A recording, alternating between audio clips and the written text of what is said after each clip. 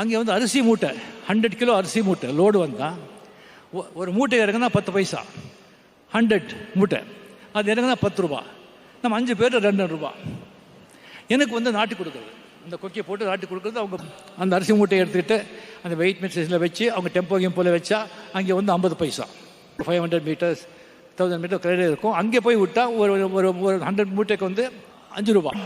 ஒரு நாள் என்ன ஆச்சுன்னு சொன்னால் எங்கள் மாமா சொன்னார், பரப்பா சிவாஜி 3 மூட்டை ஜஸ்ட் ஒரு 500 மீட்டர்ஸ் தான், நீ கொண்டு போய் வந்துட்டா இல்லை, வண்டிக்கு வந்து 5 ரூபா, 2 மூட்டை 10 ரூபா கிடைக்கும், நீ போய் டெலிவரி பண்ணிவிடு அப்படின்னு சொன்னாங்க. சரின்னு சொல்லிட்டுல நான் 3 மூட்டை போட்டு எடுத்துகிட்டு போயிட்டுருக்கேன். பேட் லக்கு அங்கே ஆக்சிடெண்ட் ஆகிட்டு டைவர்ட் பண்ணிட்டாங்க.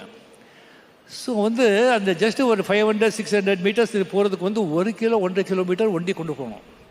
ஒரு இழுத்துட்டு போகிற பள்ளம் மேடு, கம்ப்ளீட்டாக பேலன்ஸ் இல்லை. ஒரு மூட்டை கீழே விழுந்துச்சு. கத்துறா, கவனாட்டி என்னடா திசிங்க அமனா திசிங்க அப்படின்னு சொல்லி பஸ்ஸில் போகிறவன் கத்துறான், இவன் கத்துறான், வேர்க்குது. யாரோ பக்கத்தில் இருக்கவங்க என்னடாப்பா இதே பக்கம் கொண்டு வர, நீ வந்து யாரடா உனக்கு வந்து வண்டி கொடுத்தது, ஒல்லியா திசிங்க இருப்பே இல்லையா, அப்படி மூட்டை தூக்கிட்டு போகிற வச்சிடுற. அப்புறம் வந்து அந்த பணம் கேட்குறேன், வந்து 2 ரூபா கொடுத்துட்டு டிப்ஸ் வச்சுக்கோ அப்படின்னு சொல்கிறான்.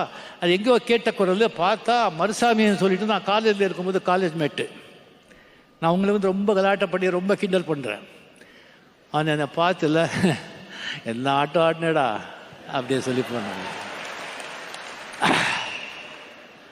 அப்படியே வீட்டில் இருந்தே உட்காந்துல ஃபஸ்ட் டைம் வாழ்க்கையில் அப்போ தான் அழுதேன் நான்.